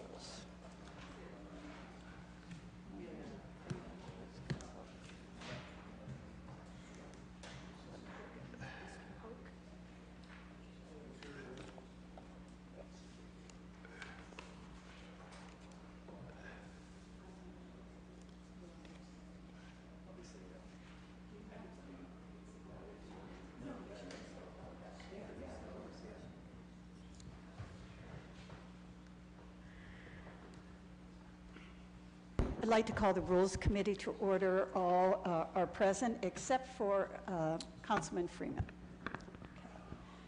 And so on our old agenda, I would like to take time, and then we will, oh, I apologize. I need a motion to accept the minutes from our previous meeting. So moved. I had a motion from Councilwoman Amobian and a second from Councilman Hoke. All in favor signify by saying aye. Aye. Any opposed? Hearing and seeing none, the minutes have passed. And then on the old agenda, we will take time, and then we will move into on number 1, and that's all I have on there. And then we'll move into our new legislation. Under rules, number 1, resolution recognizing and celebrating the 50th anniversary of the Reporter newspaper and declaring an emergency. Is there any one of my colleagues that would like to speak on this? Or anybody? This is well, I apologize. James, did you want to speak on behalf of Mayor Horgan? I apologize. Sure. This is just a mayor council effort to recognize 50th anniversary of the longest running black-owned, black-operated newspaper in the city of Akron, The Reporter. It's tremendous in this day and age to have any newspaper reach its 50th anniversary with all that's changed in the newspaper industry, but in particular to have a newspaper as focused as The Reporter on issues relevant to our minority community, but to the community at large, is quite something. So we're happy and delighted to have this come before council tonight. Thank you. Now, are there any comments from the committee? Yes, as the Councilwoman Amobian. Thank you. As a person who sponsored this, and I certainly am glad that the others have joined in on this, that it is critically important, I think, to not only recognize, and the plan was to originally recognize the Reporter with a proclamation, but I thought it was critically important for this to go down into the records of this city for maintaining the operation for 50 years.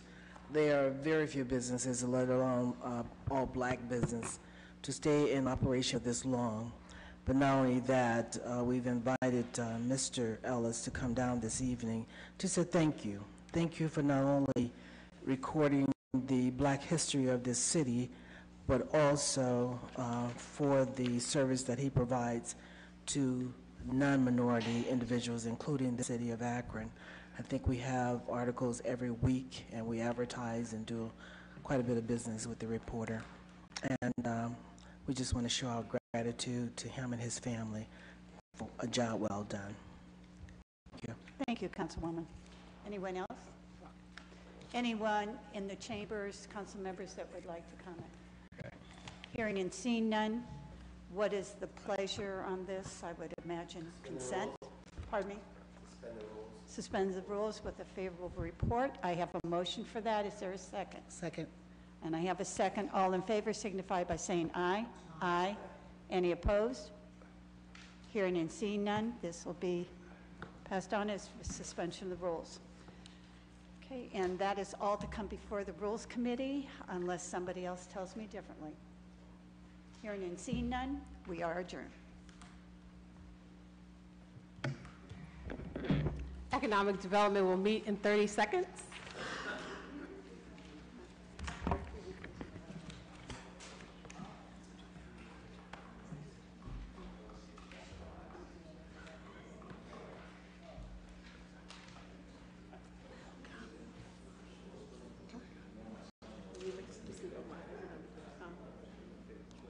Thank you so much. What's that?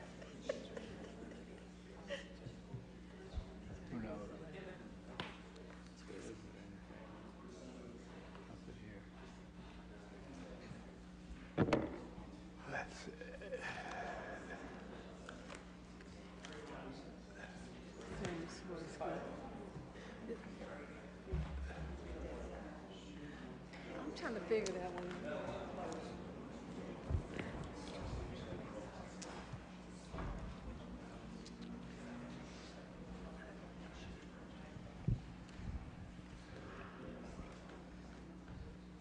Oh, thank you.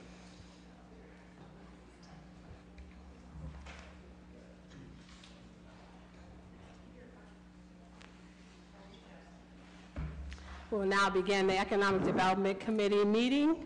Can I get approval for the November the 5th meeting minutes? Second. All in favor? Thank you. So I'm really delighted today for today's presentation. For most of you who know, approximately 2 or better than 2 years ago, there was a coming together in the city with the chamber, the county, and the city with the help of the GAR Foundation to look at building strategies for economic development that was a bit more holistic. Most recently, what came of that coming together was a report about the, should I say, economic health of Akron and immediately surrounding areas. In a report called Elevate Akron. There's some really good stuff that came out of the report, but there were also things that were quite challenging.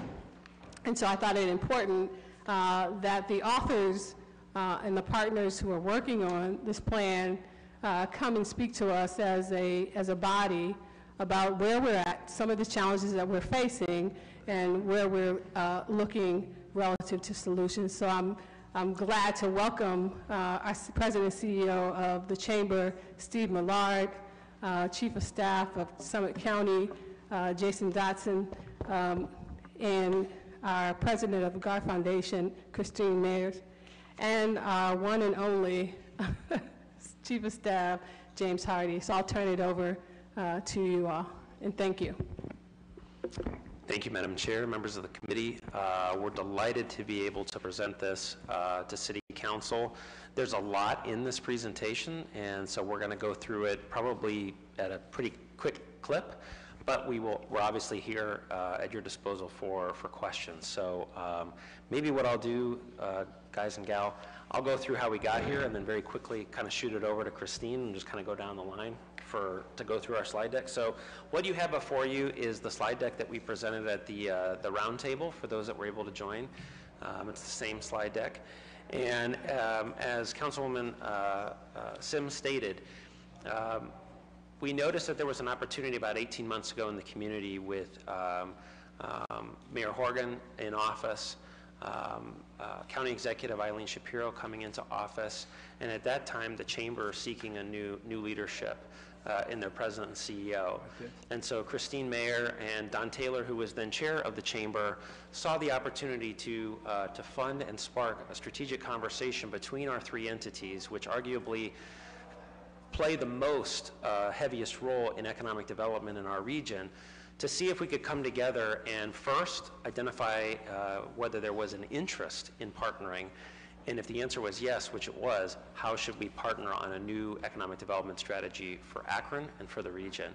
And so Elevate Akron is the output of that 18 months of work.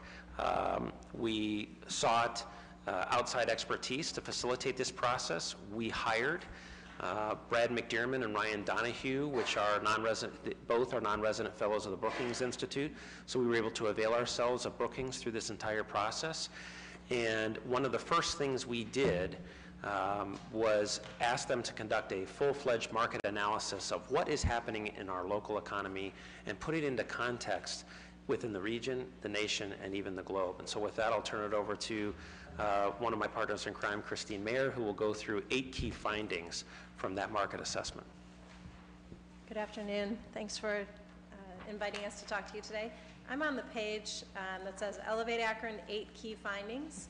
These aren't numbered, but we're starting at the start with numbers 1 and 2, and I'm going to go through these pretty quickly, as James said, but obviously available to take questions. So our research consultants looked at our data and talked to lots of folks in the community and came back with these findings. First, that the Akron regional economy is neither distressed nor dynamic. So in some ways, you could say there are lots of places that are worse off than Akron, but certainly we're not participating in opportunities in some of the high growth sectors in the way some other cities are. So we feel like that's sort of a precarious place to be. You don't want to be left behind, as we see happening in some communities around the U.S. The second finding is that we face some strong headwinds where we are. You see in the chart there sort of the hollowing out of the middle class, and we know that with major trends like globalization, the digital economy, agglomeration of talent in certain large cities, especially on the coast, that a lot of mid-sized cities like ours have to really be intentional and thoughtful right now to continue participating in a meaningful way in the economy. The third finding is that traditional economic development approaches are not proving very up to the task in these changed economic conditions, which shouldn't be a surprise to us. To the extent a lot of economic development practices date back 20, 30 years when companies behave very differently, those practices are not effective in the way companies are behaving now. And you see on that third finding that business relocations are down fully 50%. So to the extent we're spending a lot of resource trying to get companies to relocate here, we need to be mindful of the fact that companies aren't doing that so much, and that may not be the best use of our resource. The fourth finding is that our region's economic development system in particular is outdated and fragmented. Again, related to the prior point, some of our practices, particularly in the way we're doing international attraction, a lot of those made a lot of sense a handful of years ago, and when you look at the way the economy is moving now, they make much less sense. Regions that are doing much better than we are in this area are focusing more on mergers and acquisitions and foreign direct investment. So kind of engaging in different ways to take advantage of international opportunities.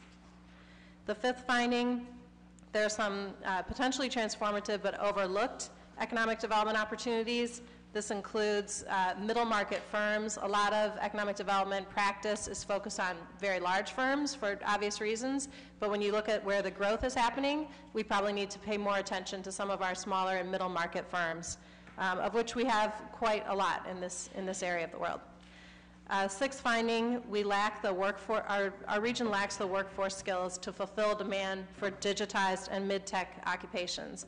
So this is a theme I'm sure this group has talked about many times, filling the pipeline and getting younger workers and even some current workers to have the skills that they'll need for the jobs of the present and the future, not the jobs of the past. Seventh, much of Akron, and particularly its black population, has been excluded from economic opportunity. So the data on this point was especially striking, I think, to, when it came back and when our group saw where Akron falls. When you look at the change in employment and income by race in our region, we are fifth from the bottom of the top 100 metros in the United States, which our group felt was pretty appalling and something that deserves to be recognized and addressed in a very meaningful way in terms of what strategies we advance going forward. The last finding is that the anemic growth in our downtown and other job hubs has hindered our economic development potential. This slide compares downtown residential activity in a lot of peer cities to Akron's, and you can see we're way down at the bottom there, just sort of barely visible on the chart. From the kinds of projects you've talked about in your meeting earlier today and others, we know we're on the crest of that changing, which I think is really positive in terms of downtown development, but also focusing more on job hubs and making sure that the jobs are close to where the people are, as opposed to jobs way out, sort of on the fringes and with folks unable to get there due to lack of transportation. So really being much more strategic about where economic development investment is going so that it's reinforcing where the people are who need the jobs and who can fulfill the jobs. And that, I'll turn it over to these guys to talk about the strategies. Thank you, Christine. And if you go to the next page, you'll see obviously that it indicates there are 5 strategies within the plan. And the plan we've essentially titled the New Fundamentals of Economic Development. So these are the new 5 strategies that hopefully will govern the interaction between the city, the county, and the chamber, and how we interact with the community at large. So the first strategy is to take a new approach to business retention and expansion efforts. And really what that means from a high-level perspective is to reduce the amount of energy and effort that is spent on attracting new business to the region, to the city, and to instead focus more on the growth of our existing companies, our small and medium-sized businesses that represent 80 to 85% of our local economic growth, particularly those mid-market businesses that are $10 million to $100 million worth of sales that are in the mature phase, and to make sure that we are giving them the tools that they need to succeed and to stay here in the local economy.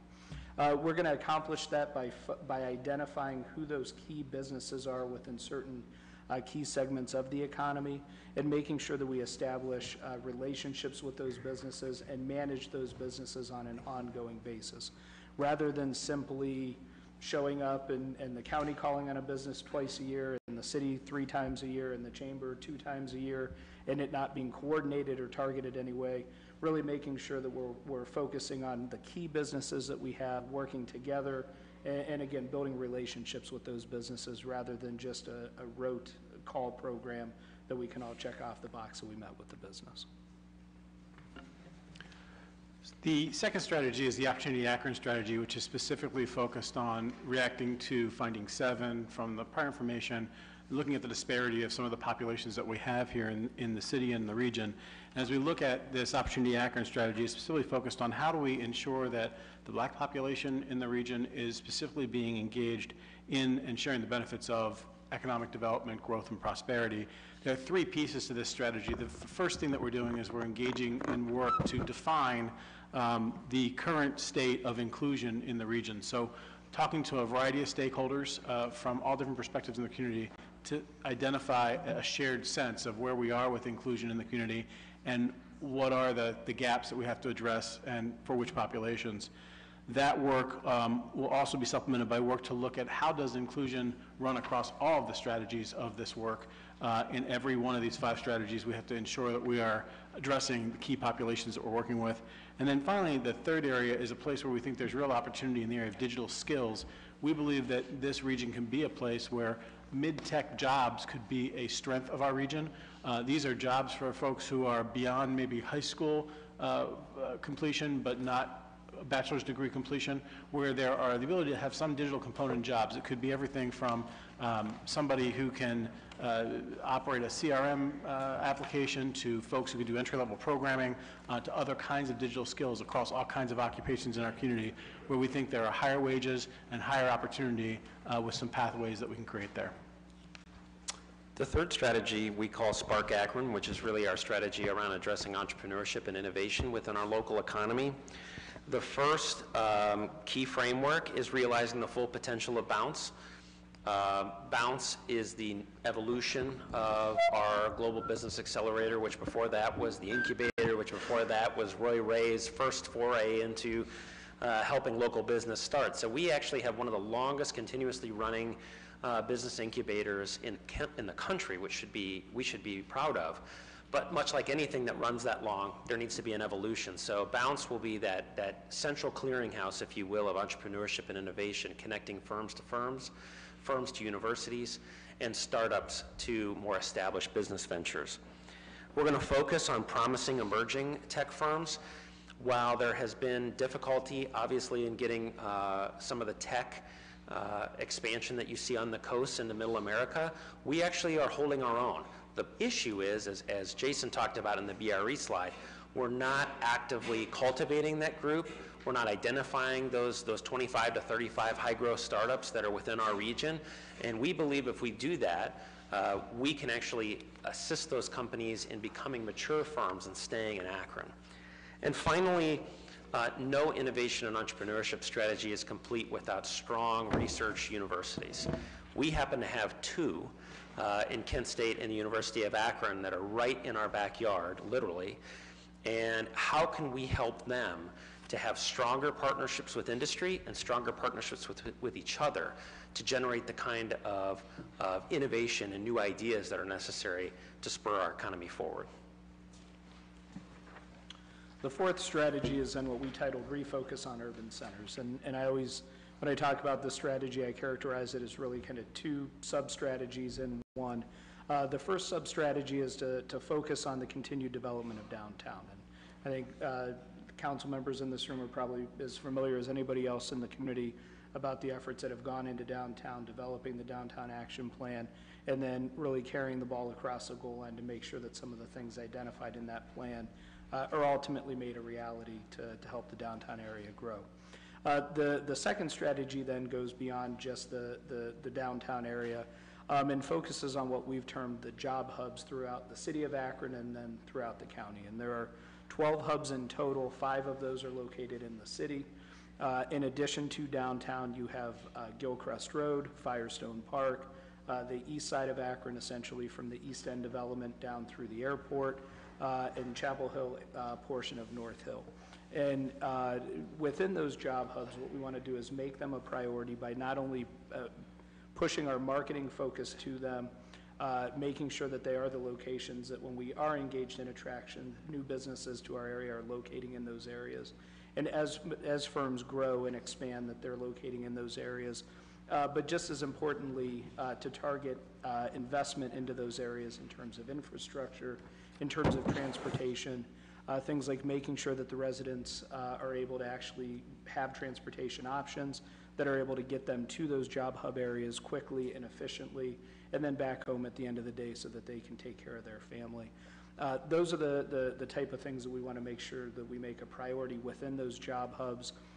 One little caveat, because I know all of you represent different portions of the city other than at-large, other than the 3 at-large members. We're also, within the strategy, working on opportunity zones. I'm sure you've probably seen all kinds of things flying around about opportunity zones as a new area of investment. Within the city, those areas identified as the job hubs are, for the most part, the same areas as where the opportunity zones are located.